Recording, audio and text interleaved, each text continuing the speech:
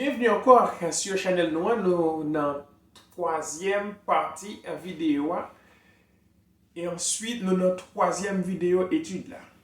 Nous pourrons méditer sur une phrase qui dit dans Genèse chapitre 2 verset 24, l'homme quittera son père et sa mère et s'attachera à sa femme. Ils deviendront une seule chair. Qui ça signifie? C'est ça que nous allons étudier. Comment deux mondes can devenir une seule chair. Et qui ça une seule chair ça signifie? Mais qui ça signifie? Il signifie que l'homme uni avec la femme, c'est une représentation de manifestation de l'âme de Dieu sur la terre. C'est ça qui c'est une seule chair. La manifestation de l'homme qui est sur la terre représente l'âme de Dieu. Moi parler de l'homme. L'homme dit l'homme, moi parler à la fois de femme et homme. Les deux ensemble, ils symbolisent l'âme de Dieu sur la terre. C'est ça qui c'est une seule chair. Il n'a pas signifié une seule chair selon l'esprit, mais il signifie une seule chair selon l'âme. Eh bien, l'homme sur la terre, c'est la partie émotionnelle de Dieu, c'est la partie sensible de Dieu sur la terre. De même que Adam, le premier Adam, si je viens dire, le premier Adam symbolisait l'âme de Dieu, manifestation de l'âme de Dieu sur la terre. Ou bien, si on dit ça en un mot, tous les hommes sur la terre représentaient le premier Adam.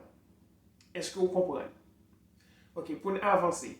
Le bon Dieu fin créer Adam, la Bible dit que bon Dieu souffle dans la narine le souffle de vie. Or, le souffle de vie signifie esprit. La Bible dit que l'homme devait une âme vivante. Est-ce que vous comprenez? Il n'a pas dit devenir un esprit vivant, mais une âme vivante. C'est-à-dire que l'homme représentait l'âme de Dieu sur la terre. Il devient une âme vivante. Pendant que, lorsqu'il dit devient une âme vivante, union ça, c'est qui ça que c'était? C'était l'union de l'Esprit de Dieu avec l'âme. C'est-à-dire Adam qui représentait l'âme sur terre. C'est là que l'Esprit bon Dieu en union avec vous ou vivant. Eh bien, on voit que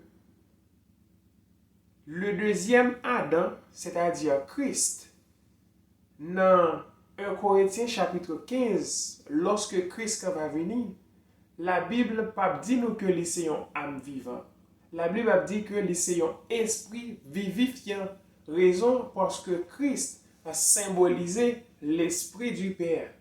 Je vais vous lire pour 1 Corinthiens 15, 45. C'est pourquoi il est écrit, le premier homme, Adam, devint une âme vivante. Le dernier Adam est devenu un esprit vivifiant. Est-ce que vous comprenez? C'est-à-dire que le premier Adam symbolisait l'âme de Dieu et le deuxième Adam symbolisait l'esprit de Dieu. L'esprit de Dieu uni avec l'âme de Dieu lui donne naissance à une seule chair qui c'est Dieu. Et bien de même, l'homme sur la terre uni avec la femme sur la terre, il symbolisait une seule chair qui c'est l'âme de Dieu. C'est-à-dire que la représentation de l'âme de Dieu sur la terre. Est-ce que jusqu'à présent, vous comprenez? Si nous ne comprenons pas, posez question dans la partie commentaire vidéo et puis ma explication qui est encore plus éclaircie si que vous avez que ne pas comprendre ça. Je suis capable d'expliquer et poser question dans le commentaire. Union, ça, Jacques me dit là, il symbolise union de l'esprit Père avec l'âme Mère. Et je me souviens que me dit ça déjà, premier Adam, il symbolisait l'âme, c'est-à-dire la représentation de l'âme de Dieu. C'est tous les hommes qui sont sur la terre qui représentaient par le premier Adam. C'est-à-dire que premier Adam, il vient servir en sorte de couverture pour tout homme qui est sur la terre. C'est la manifestation de l'âme, la représentation de la manifestation de l'âme de Dieu. Est-ce que nous comprenons pas dire ça? Et bien, de même que le deuxième Adam qui c'est Christ, les pas une âme vivante, mais la un esprit vivifiant, les symboliser la représentation de l'esprit Père, c'est-à-dire l'esprit de Dieu. Tout le monde qui va sur terre la plus au caillon âme vivante, faut que l'esprit Christ dans yo, c'est-à-dire que faut que le Père communique connecté avec son âme pour que toute âme qui sur terre soit vivante. Est-ce que jusqu'à présent, moi, qu'à continuer? Ok, on a avancé. Et je vais l'expliquer partie ça dans Jean chapitre 10, verset 30. Côté Jésus-Christ dit, moi et le Père, nous sommes un.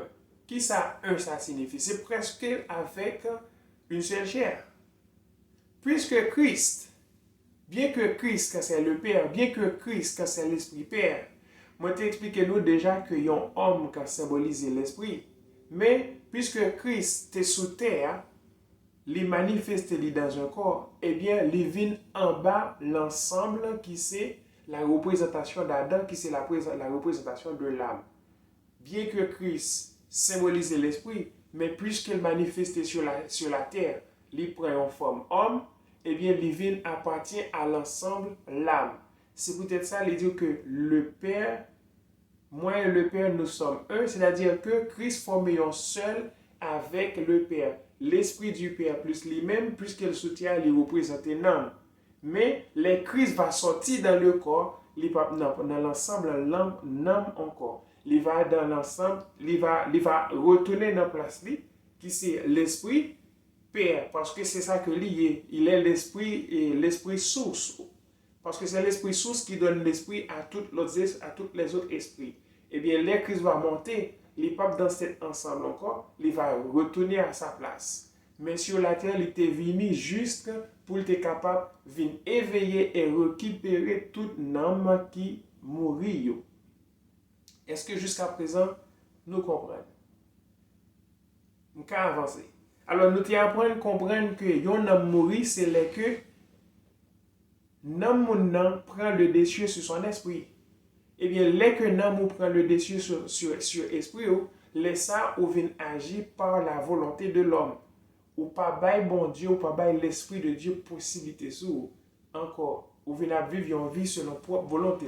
Eh bien, Christ vient pour détruire possibilité ça, pour permettre que l'homme pour jouer au rôle et pour l'esprit à jouer au rôle et pour lui-même pour jouer rôle sur la vie chaque monde. C'est l'intention ça qui fait Christ retourner pour venir placer l'homme dans la place et l'esprit à la place. Il y a des autres qui fait un homme et l'esprit des hommes. L'homme des hommes veut gouverner. L'homme marche par les sensations, les émotions, les sentiments. Il a quitté émotion guidée au lieu que pour marcher de façon radicale selon l'esprit. C'est ça qui arrive l'homme. Et bien, Christ vient pour défaire ça. Alors, Jacques m'expliquait là, les Christ retournait, Christ pas parmi les âmes encore, mais Christ a dans sa place en tant que Père, en tant que l'Esprit Père. Est-ce que jusqu'à présent nous comprenons? Je vais essayer d'expliquer nous verset ça, Jean 1er, verset 1er. Il dit, au commencement était la parole était avec Dieu, et la parole était Dieu. Eh bien, puisque la parole symbolisait esprit, si ma lis dans Jean chapitre 6, verset 63, la fait comprendre que la parole, c'était l'esprit. Jean 6, 63. Il dit, c'est l'esprit qui vivifie, la chair qu'elle ne sert à rien. Les paroles que je vous ai dites sont esprit et vie. Là où est que la parole joue le rôle d'esprit. Lorsqu'il dit était avec Dieu, cela signifie c'était l'esprit qui était avec l'âme. Parce que, Jacques t'a expliqué là, l'âme de Dieu c'est Dieu, l'esprit de Dieu c'est Dieu. Lorsqu'il dit au commencement était la parole était avec Dieu, eh bien la parole c'est l'esprit et l'âme jouer le rôle de Dieu, l'âme c'est Dieu.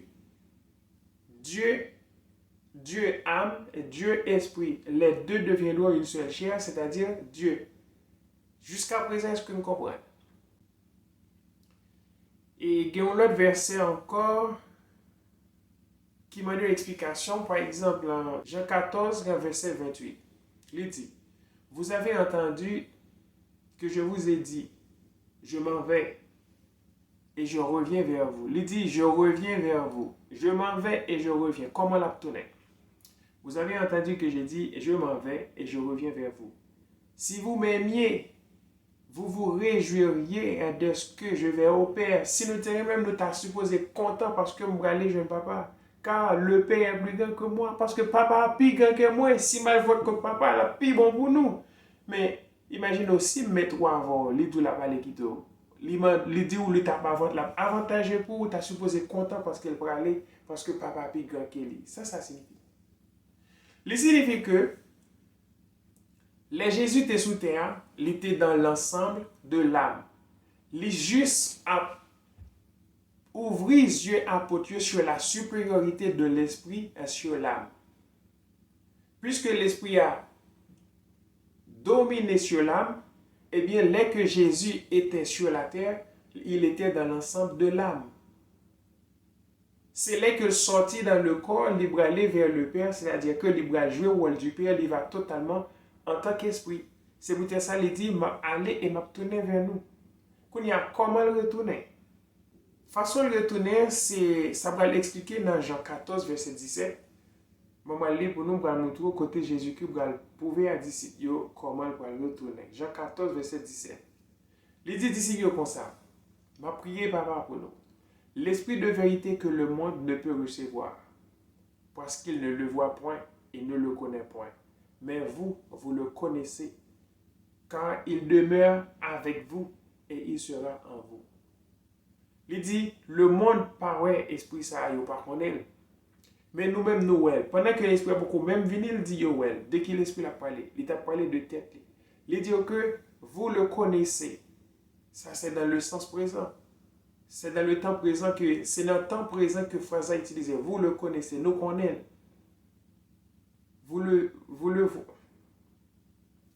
connaissez. Il demeure avec vous. Il demeure avec nous.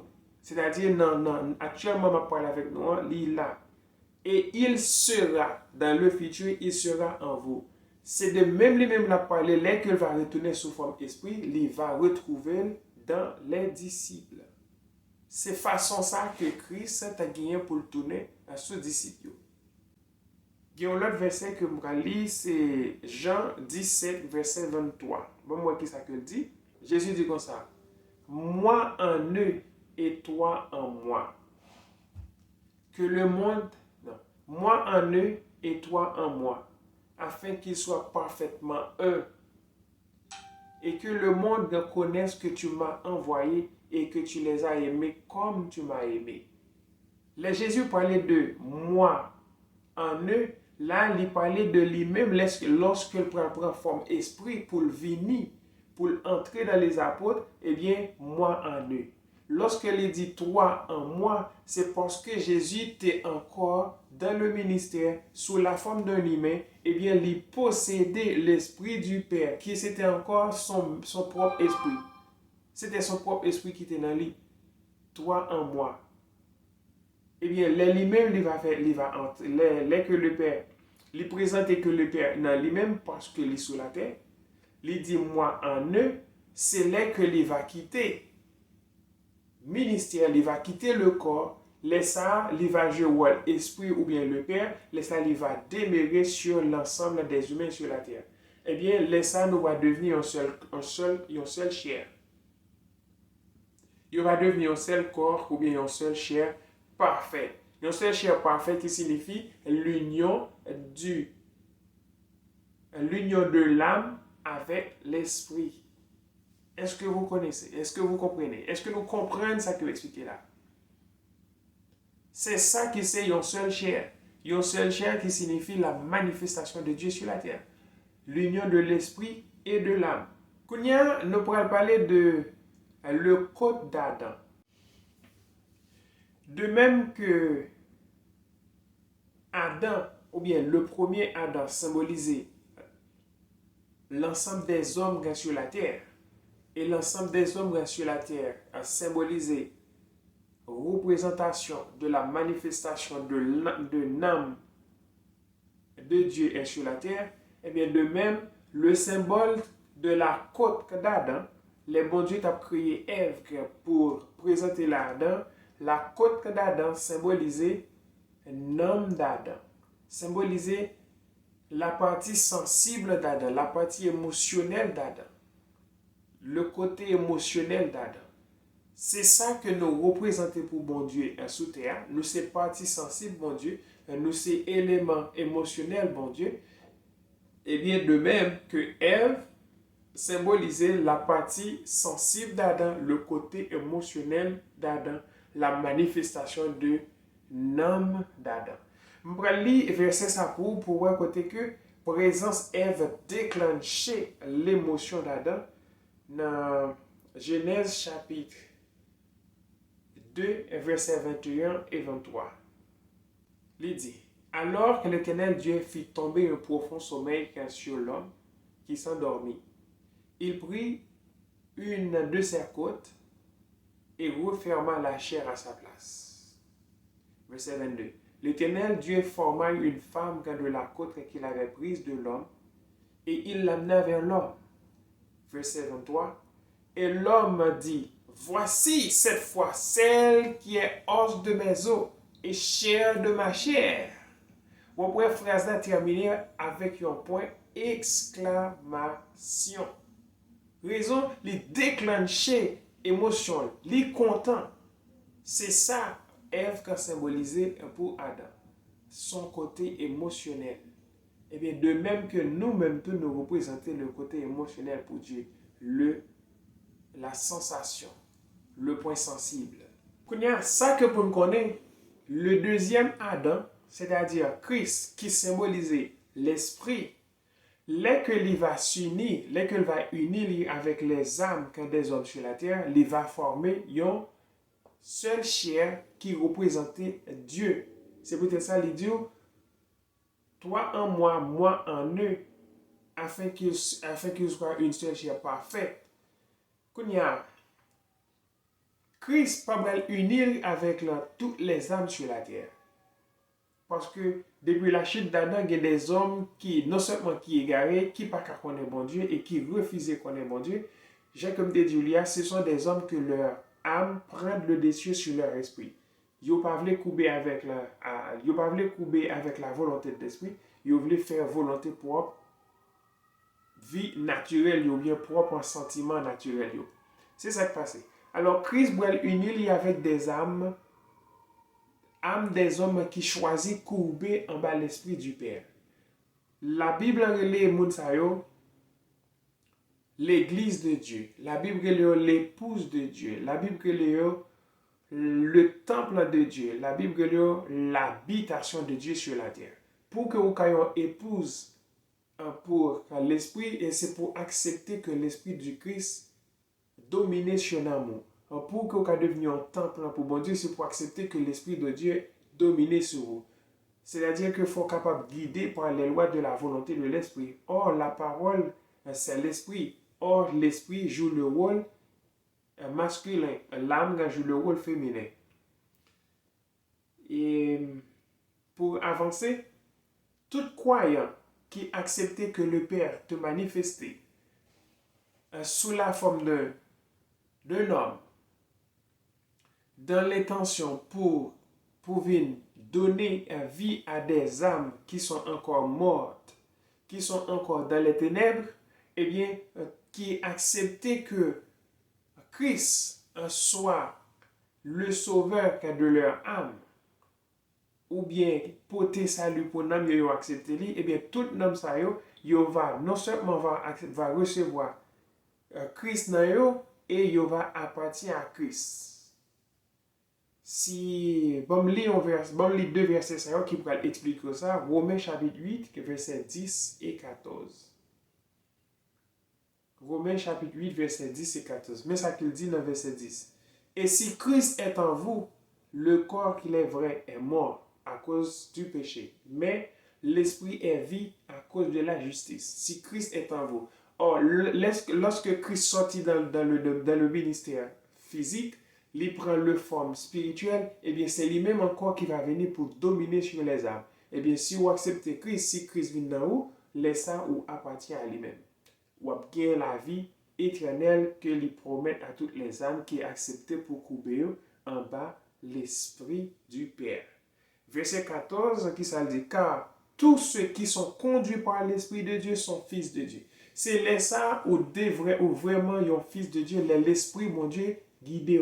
Bien que dans la première vidéo, je m'explique que les fils de Dieu, c'est les hommes qui représentaient Dieu dans le sens âme sur la terre. Mais pour que son vrai un fils de Dieu, il faut accepter que l'Esprit, mon Dieu, gouverne son amour guidé. Mais si vous choisissez vivre propre, vous ne laissez pas vivre petit, mon Dieu, encore, mais vous venez devenir enfant de propre tête, vous venez tant que un monde qui n'a pas ni papa, parce que vous n'avez pas l'esprit Père qui est sur tête, mais vous gouvernez par propre esprit pour vous, qui c'est l'âme qui prend le dessus sur l'esprit, laissez vous vivre selon propre sentiment, selon propre désir chanel.